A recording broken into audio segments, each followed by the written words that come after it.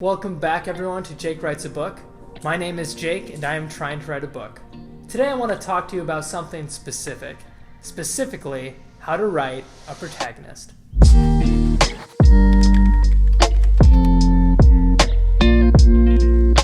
But before we begin today, I want to address the tremendous growth the channel has seen over these first few weeks. Our channel is so young, scrappy, and hungry, it's enough to make Lin-Manuel Miranda blush.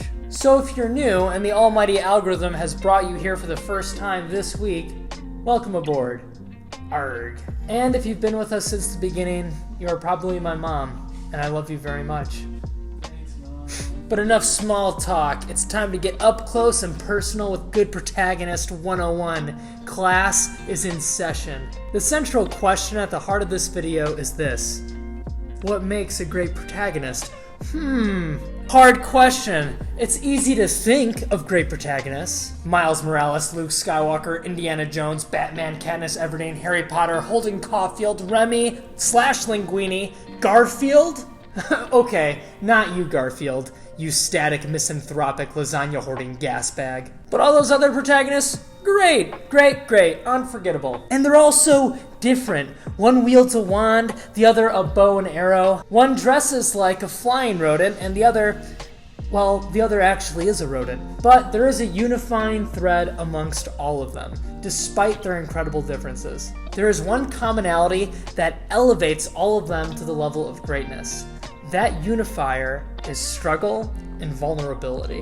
Whoa, did you see that coming? No, it's not relatability, and it's not just inherent goodness, save the cat shenanigans. Wrong. It's, what do we say?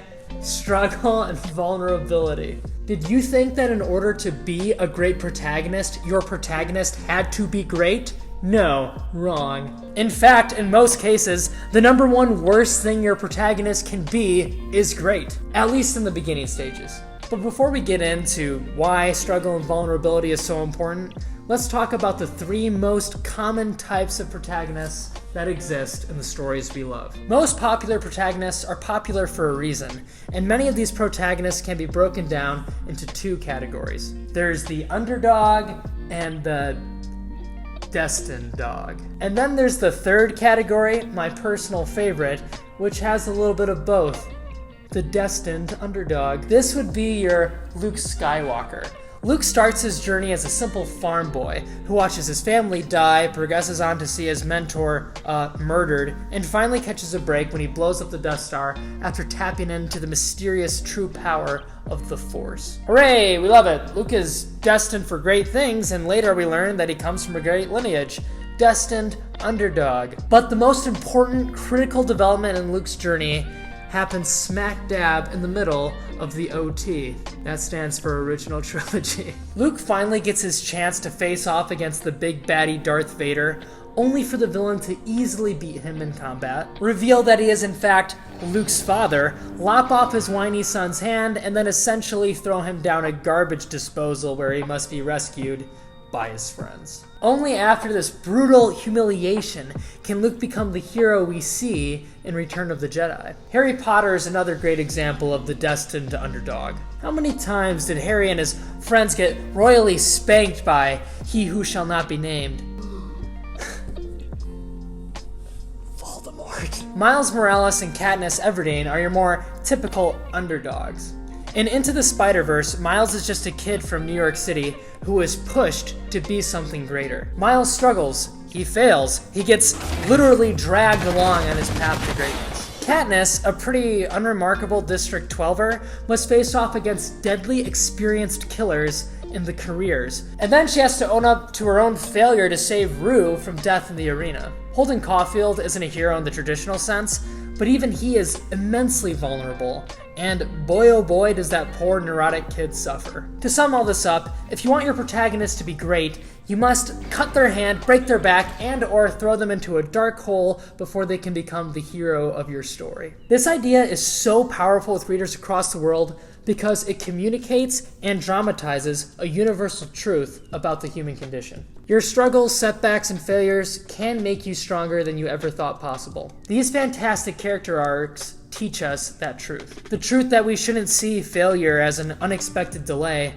but as a painfully necessary part of our individual journeys to become something greater. In conclusion, struggle and vulnerability are the two most important ingredients for a great protagonist. A good way to do this in your own story is to set up a powerful antagonist that actually challenges and hurts your protagonist. A good antagonist will be able to target your hero's weakest points, and your protagonist will be much more interesting if they are completely unfit in the beginning of your story to deal with the surrounding threats that seek to destroy them. Luke Skywalker, a farm boy from Tatooine, must battle the galaxy's most feared oppressor. Remy, a rat, must infiltrate a highbrow restaurant in Paris and then face off against France's toughest food critic. It's of course fine if your hero starts their journey as an exceptionally competent person like an Indiana Jones or James Bond or muscular rich vigilante, Batman.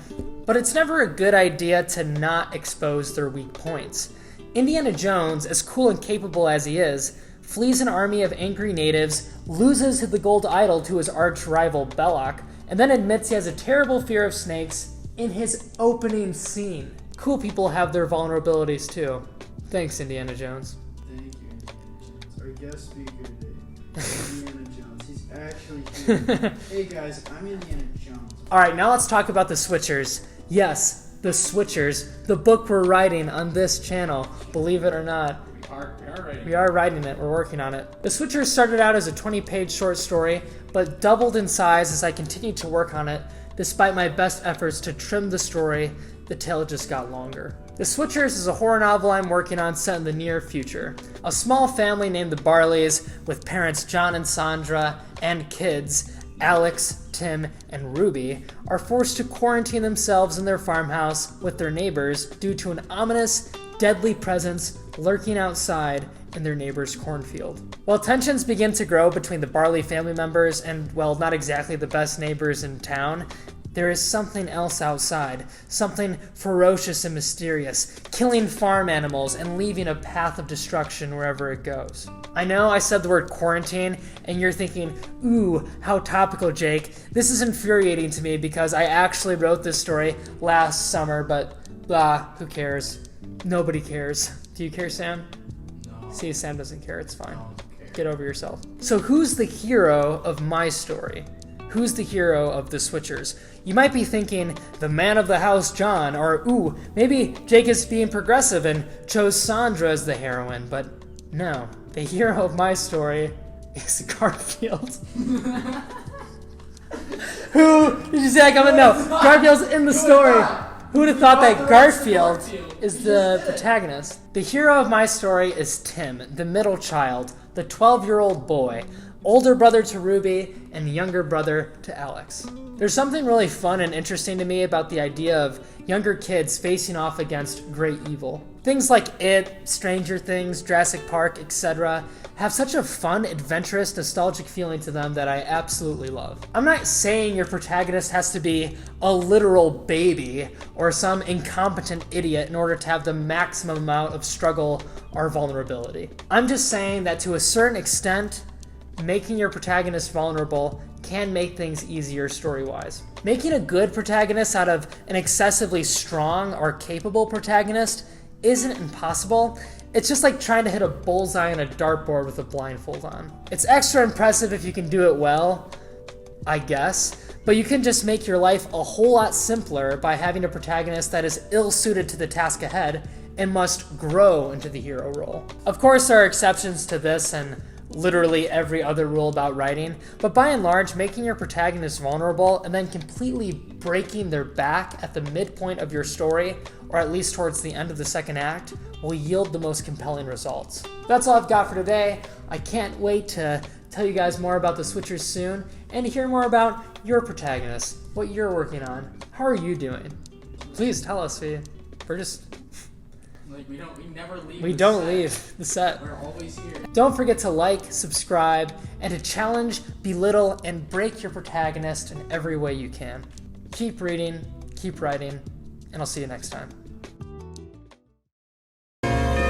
Garfield? Hello, Jacob, my son. Not you, I Garfield. am here to resign my